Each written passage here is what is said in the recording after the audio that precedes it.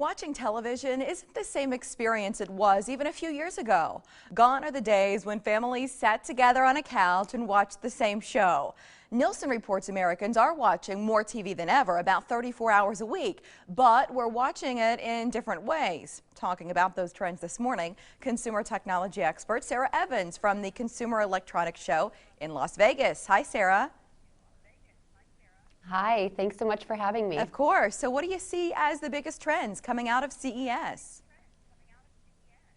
Well, it's all about the Internet of Things this year. It was a buzzword last year, but this year we're really seeing things come to life. Everything from smart homes to smart gadgets and wearable tech to smart pets. There's even a dog collar with internet connection for your furry friend. And 4K or Ultra HD television, some of the biggest trends. Wow. Does an increase in DVR and on-demand programming, as we're talking about TV, does that mean no one watches live TV anymore because it's a live TV show? We like to think people are still tuning in.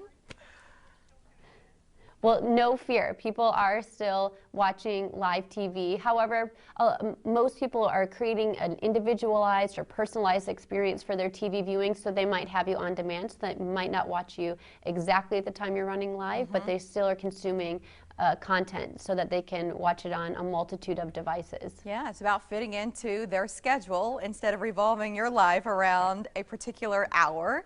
What else has changed in viewing behavior and technology?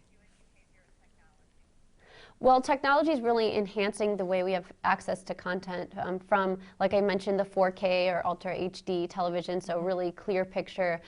But the way that we're getting our content is changing on smartphones and tablets, on-demand DVR services, and in fact, some recent data from Cox Communications in their markets are showing people watching more content than ever, more channels, more hours. There's a trend in marathon viewing, people sitting down to watch entire show series in one sitting. So it's changing, behaviors are changing based on what consumers really want. Yeah, what you're saying rings true at our house. My husband sometimes works from home, and I'll come home after I'm done, and I'll say, what did you do today? And he watched an entire season of a show on demand. What about the cost here? Because that makes a big difference in how people are able to access these technologies and offerings. Is the cost starting to come down any?